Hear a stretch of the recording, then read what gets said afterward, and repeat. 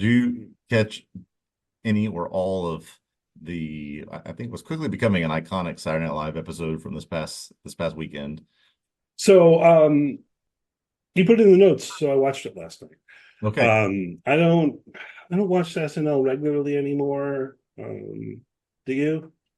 I would say I am a semi-regular watcher. It is on the DVR. I'll put it that way. It is on Okay. the DVR. I have Peacock, so I can go back and watch it. But Peacock often cuts out the music or some of the other things that they just want to shorten it into under an hour. But yeah, this Ryan Gosling episode of SNL, it revisited Alien Encounters with Kate McKinnon. It did a sequel to his famous papyrus sketch from several years ago. We had, I mean, just what has gone viral, this Beavis and Butthead Yeah. sketch. Keenan Thompson and Heidi Gardner, and just not being able to, she had to go out and explain like why she couldn't keep it together during the sketch because it was just so over the top. I mean, I certainly can't say that Saturday Night Live is a part of the culture like it used to be, but every once in a while they're able to do something to jump back in. I mean, they had Caitlin Clark go in and debate Michael Che about how great the WNBA was after That all was the that years was that pretty we funny. confronted it. Yeah, That was yeah. pretty funny.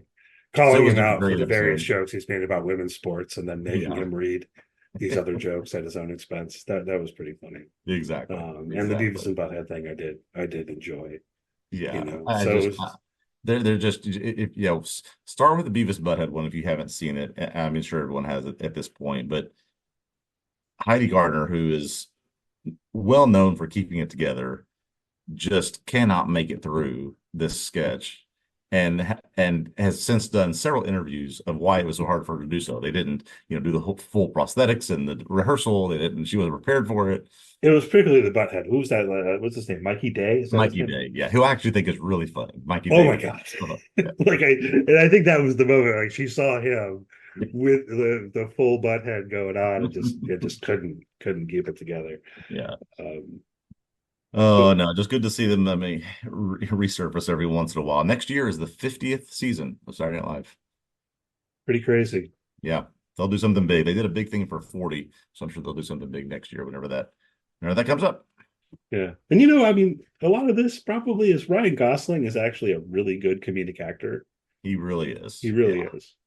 I don't know why I that still didn't, feels surprising for me because he's done so much at this point.